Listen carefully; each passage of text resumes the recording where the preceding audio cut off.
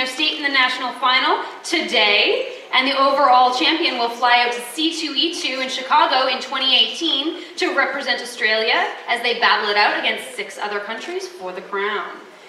The current Australian champion is Hench Wench. She's here, and we're very, very proud of her. Go Claire. So who will be representing Sydney and maybe even Australia? Our contestants are backstage waiting to show you why they think they're ready for the job. I bet they're a bit nervous, so everyone let's give them a cheer and let them know how excited you are to see them. Now, selecting the winner isn't easy, especially with the number of techniques used in these costumes, so we had to get a couple of judges who really know their stuff.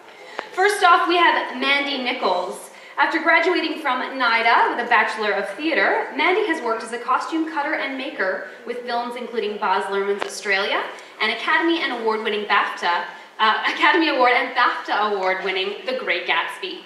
Other credits include The Chronicles of Narnia, Voyage of the Dawn Treader, X-Men Origins Wolverine, The Wolverine, and Alien Covenant.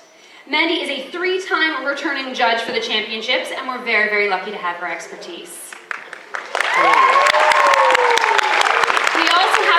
Fiona Riley, who is another returning judge, and she is a set and costume designer who has designed for drama, opera, musicals, dance, music videos, feature films, television, and documentaries, as well as events and exhibitions. She has produced drama and is currently researching a series of documentaries on historical and costume-related subjects. Her most current position is as the head costume at NIDA. And we also have our cosplay guest, Abby Darkstar. Abby is a New England-bred, Southern-raised West Coast girl. Raised on a steady diet of sci-fi from her dad and an infusion of theater from her mom, Abby finds creative and professional inspiration from cosplay. Her career in digital and social media has allowed her to work with companies such as Logitech G, Ubisoft, Crystal Dynamics, Promo Guys, and Tokyo Otaku Mode. Abby enjoys encouraging others to cosplay and enabling them to join in on the fun. Thank you so much to our judges for joining us and lending their expertise. Let's have a round of applause for our judges, please. And this year, the Championships of Cosplay and Cosplay Central has been sponsored by Spotlight and Brother. They believe in the power of imagination and transforming everyday heroes into supercharged stars. With Spotlight and Brother, your ultimate creation is you. So, will a Sydney cosplayer be our national representative this year? Let's find out. First up, we have Rob Props and Cosplay as Abyss Watcher from Dark Souls. Rob Props and Cosplay has been cosplaying for 4 years and loves how it challenges him to learn new skills. He's an engineer by day and says making cosplay is a great creative outlet for his skills artistically. Most of the work on this costume was done over 4 months, with a lot of techniques like chainmail, felting, and leather tooling being learned for the project. The costume is a mix of hand-stitched leather and armor being made of Sintra, a thermoplastic. The jerkin is hand-dyed and hand-stitched chrome tan leather made to a heavily modified pattern, and the chainmail was woven from purchased aluminium jump rings and stitched to the jerkin. The hat is laser-etched veg tan leather patterned from scratch, and the different leather was used for the arm wraps, gauntlets, and cleats. All the belt work was cut and tooled by hand. The armor is mostly Sintra, patterned from scratch and riveted together, with the gauntlet made from styrene and the knee pads and mask made from warbler. Most of the painting was done with spray, using translucent metallic colors for the sword blade, and the detailing and weathering all done by hand. The silk of the cape is dyed and felted with wool. He says his favorite part of the cosplay is the flicker of lights in the burning sword. The sword is laser-cut acrylic with a channel for a steel support rod and 150 LEDs controlled by an Arduino. The sword's bevels and shape were all ground in by hand. MDF was used for the crossguard, the short sword, and the dagger, and all the props were hand-painted to look like wood, steel, and obsidian. Thank you so much, Rob Props and Cosplay.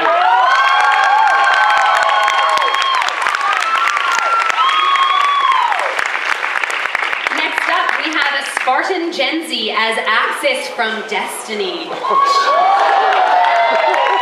Spartan Gen Z has been cosplaying for a few years and is currently studying to be an architect.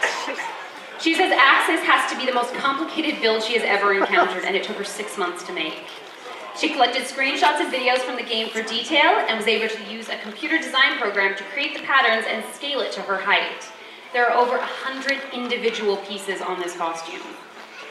The chest armor is made out of foam, and it's attached with a shoestring, which makes it comfortable to tie up. The shoulders are made out of foam and Warbler, and she used Warbler's mortal enemy, the sun, to create some of the unique bubbled patterns on one shoulder. The gauntlets are made out of foam, and a soldering iron was used to create the details. The gloves were tricky, as Axis only has 3 fingers on each hand, so his hand armor was made out of foam, and then a glove was added, which hides her other fingers and allows her to hold the gun.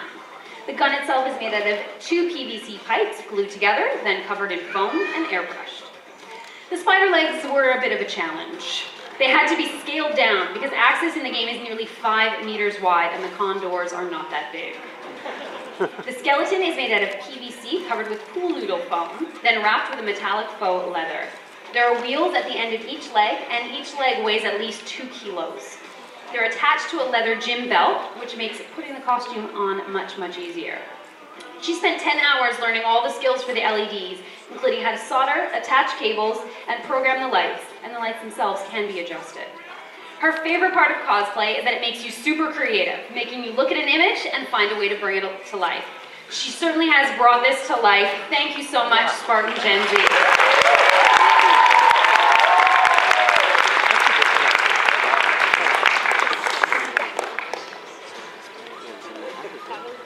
We're now going to welcome to the stage Artemis costuming as Esther from Trinity Blood.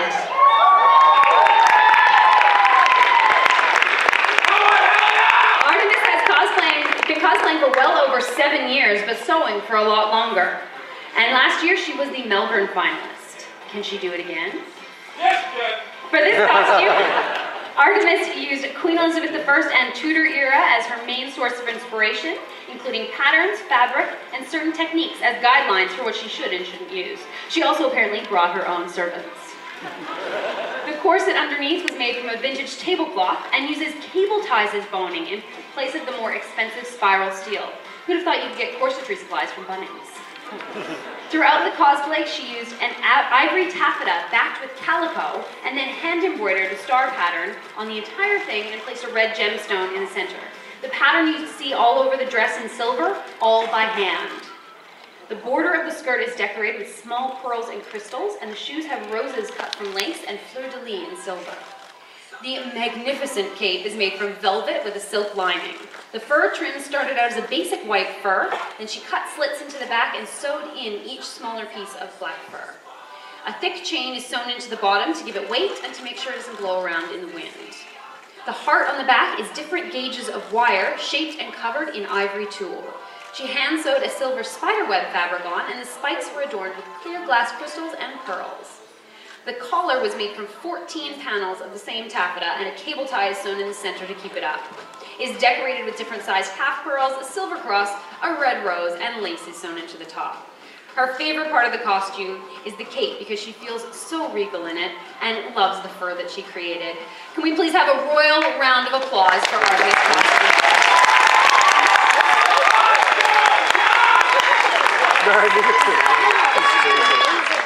Next up we have A.K. Wiro as Bahamut from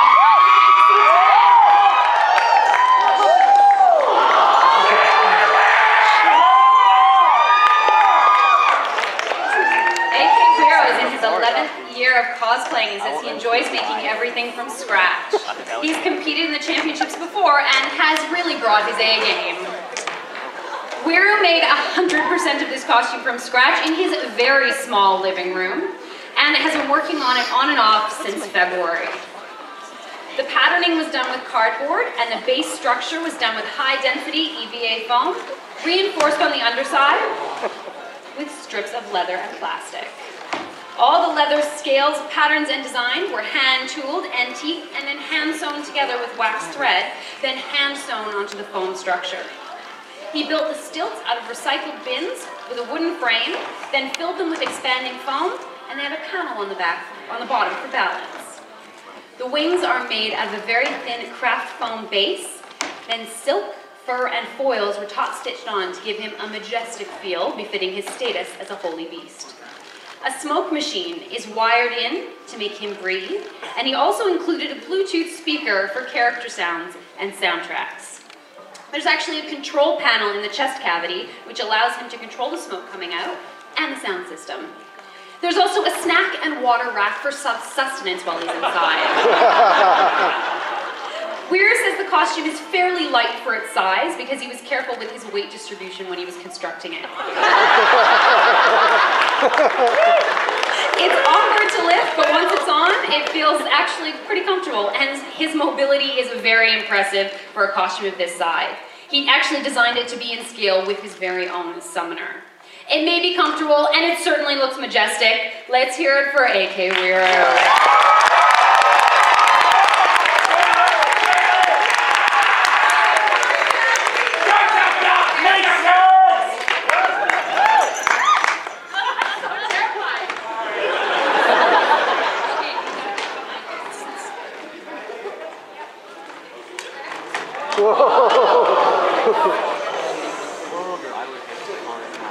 Sorry guys. It's not as scary as it looks. That was scarier than it looked. Our final contestant for today, please welcome to the stage, Pseudonym Cosplay as Dark Link from The Legend of Zelda. Pseudonym Cosplay has been cosplaying for about 2 years now, focusing mainly on video game characters. She loves learning new things as well as helping others learn, so this hobby is kind of a win-win. She says this costume has been a labor of love and has remade it 3 times now, improving different pieces each time. She patterned the tunic using an old t-shirt, and it's adjustable with lacing down the sides. The chainmail is made out of about 700 key ring loops that she twisted and linked together, thinking outside the box. The armor pieces were made from foam, sealed with Mod Podge, and then painted. The scabbard is made from foam as well and has a cardboard frame, while the sword is made from plywood with a foam handle. The red gems on either side of the sword are actually googly eyes painted red, as are all the rivets on the scabbard. Yeah, she says that when she shakes her sword, they rattle. The shield has a base of foam and is covered with Lumiflex, a type of thermoplastic, and sealed with hairspray. This was her first time working with any type of thermoplastic, and she says it was a lot of fun to finally learn about using it and give her hairdryer something new to do. The greaves are old, broken horse riding chaps her mom was going to throw out, but instead she fixed them up, added buckles and lacing, and voila, worn leather greaves. The underclothes were sourced from an op shop before modding the pants by adding the ever-important pockets for her phone and wallet, and then she weathered both pants and shirt with sandpaper, dirt, and fake blood. Her favorite part of this cosplay is the sword and scabbard. She made them both from scratch, and let's be real, who doesn't like having a big prop sword to swing around? Thank you so much, Pseudonym Cosplay. Can we please have a big round of applause for all of our contestants today?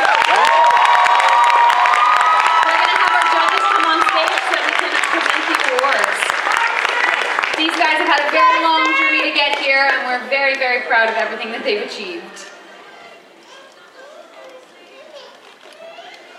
We've got Fiona coming up on stage with us.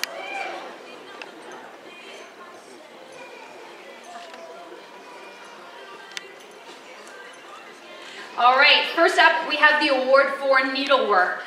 And our needlework winner is Artemis Costuming as Esther from Trinity Blood.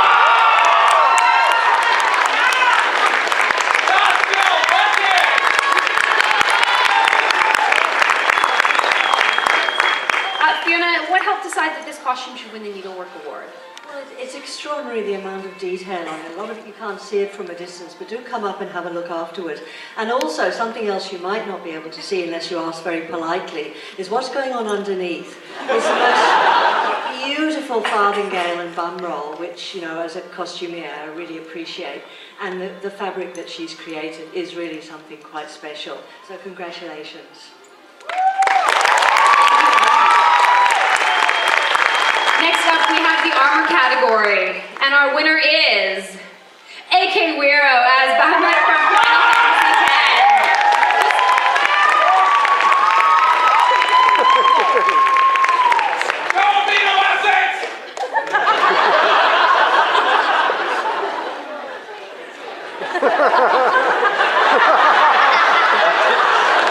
We told you he had room to store stuff.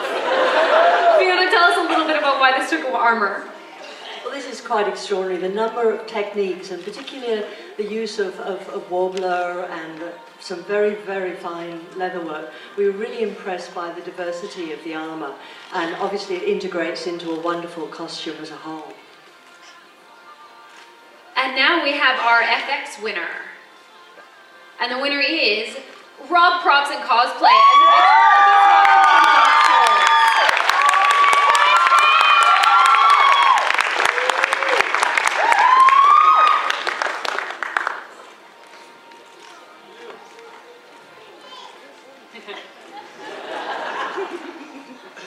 Fearful shaking hands with some of these guys. Congratulations too, and one of the things that is absolutely outstanding, apart from the whole costume, is that extraordinary sword, which is really something quite special, I think. Thank you very much. We have, well, all our winners, stay where you are, and we'll be announcing the overall Sydney winner. So can we get a drum roll, please? Thank you, good. The 2017 Australian Championships of Cosplay Sydney winner is AK Weir.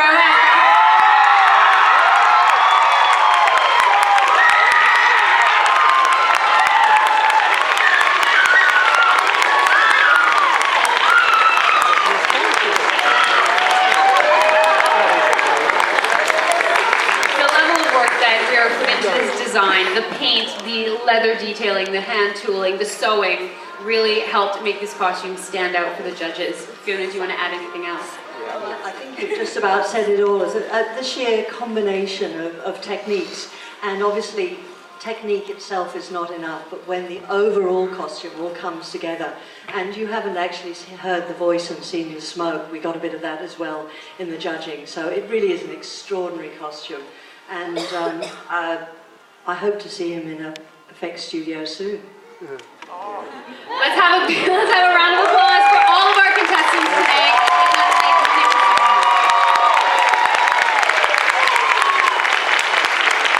And we will have you guys step back a little bit, and we're going to get straight into the national final. You good? You good? You good? All right. Backing up. Can you make another step back? Yes.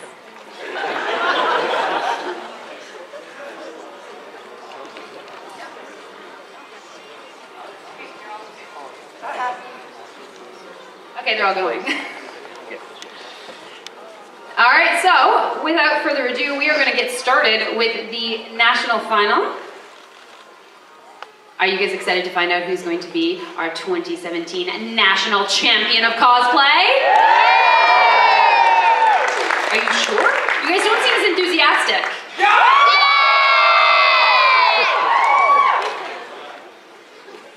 We have our cosplay winners from all across the country. They are here, they are ready to go, so let's get started.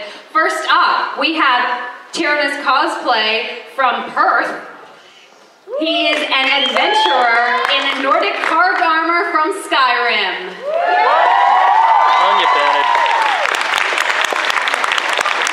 This armor is all made from EVA foam floor mats, and the rest is faux fur, suede, and self-made quilting.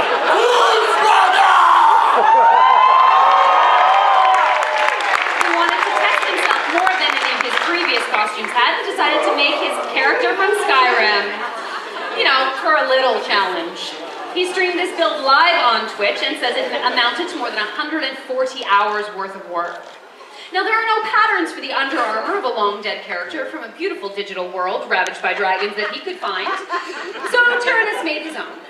He said that the armor wasn't that hard, really, and describes using foam with pepakura patterns designed for paper, like making a 3D jigsaw whilst riding a unicycle on the deck of a ship in stormy seas, backwards and blindfolded. The man's got away with words. Tyrannus hand-quilted all the fabric for the sleeves and pants, which he patterned onto pants he already owned, and the sleeves are attached to a heavy undershirt to support the weight of the fabric and armor. There was also a self-made cooling vest underneath to offset the heat of wearing all of this. The sword and axe were made from PVC tubing, and the sword and shield hook onto the horns on the back. The boots are patterned off his favorite pair of Uggs and use the sole of a pair of thongs as the base. If that is not the most Australian thing I have ever heard. Now, he had never intentionally damaged a costume before and was very reluctant to add the battle damage and weathering it first. But isn't it great that it did, because it looks spectacular, and if you talk to him, every piece has a meaning. Yes. His favorite element is the weathering and aging, because it brought the character to life in a way that none of his previous cosplays had been. Thank you very much. Let's hear it for Tyrannus from Perth.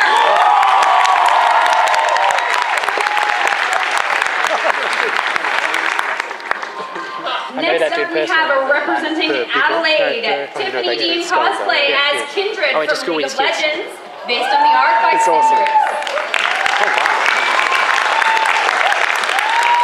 Tiffany says this costume has taken more hours to make than she could possibly count, because each piece has so much detail and was so time consuming.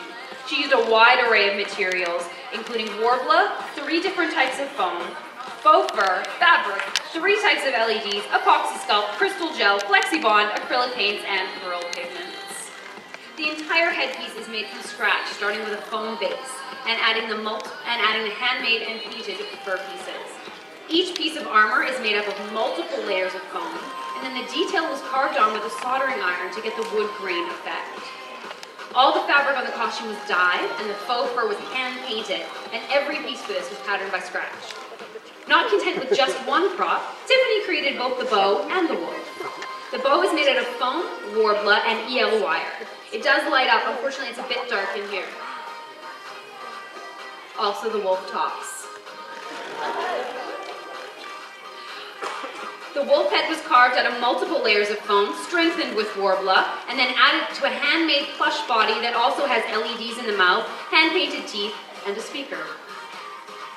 All in all, there are 15 different switches for the lights, and they go through every part of the costume. You are never going to lose Tiffany in a crowd. The necklace and gems are crafted from jewelry resin, and she mixed different pigments to achieve the correct shade.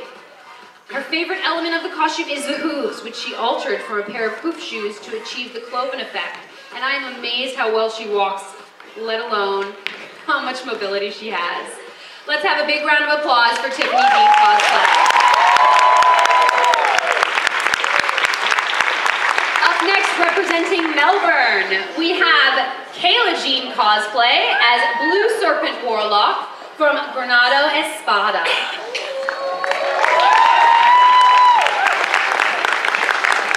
Other than walking upstairs, Kayla Jean says one of the most challenging parts of this costume was that because it isn't really designed for reality, all the patterns had to be drafted from scratch and altered to fit her body shape and still be suitable for walking around in.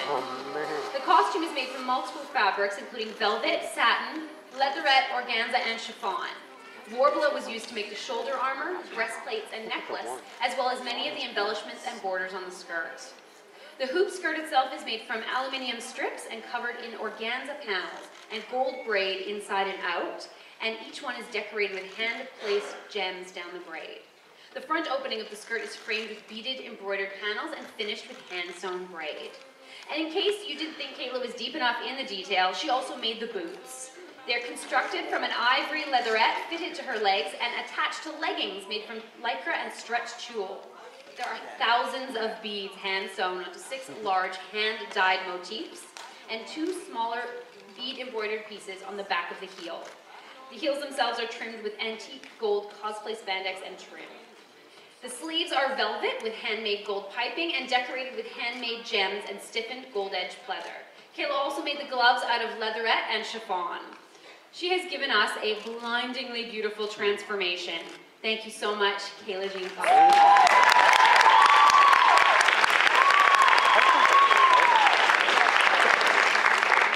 Up next, representing Brisbane, we have the Endem cosplay as Leonardo da Vinci from Fate Grand Order. A cosplayer with a weak spot for anything sparkly, the Endem cosplay has been cosplaying for 6 years and is currently studying mechatronic engineering at university, which, as you can see, she enjoys applying to her cosplays. Just about every piece of this cosplay has beads, rhinestones, or sequins applied to it, and sometimes all three.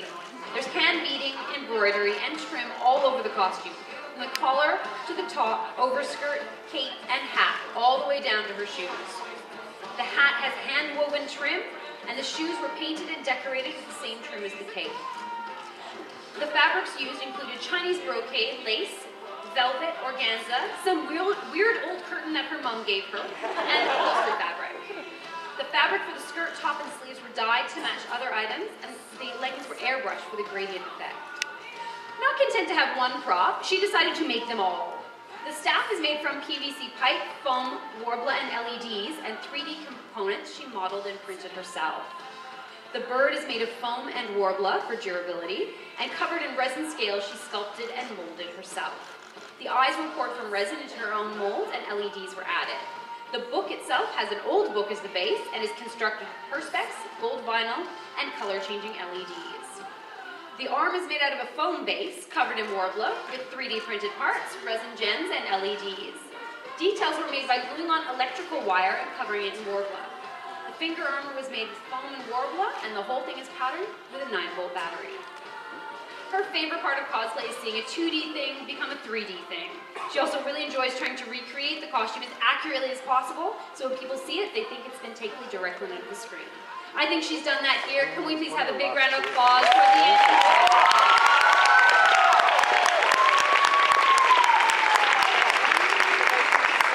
I'll invite all our contestants to step forward.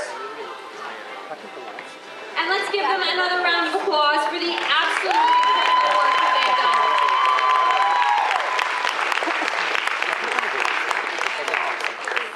All right, I'd also like to invite our judges up onto the stage with us to present the award. And also we're going to invite last year's champion henchwench. And she has with her the beautiful trophy made for us by Sunday Cosplay. Thank you very much, Sunday Cosplay, for your work. It's beautiful.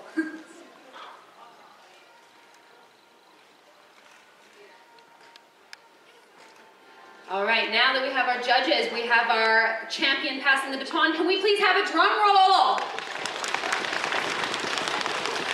Australia, are you ready to find out who your winner is? The 2017 Australian Championships of Cosplay winner is AK Weir.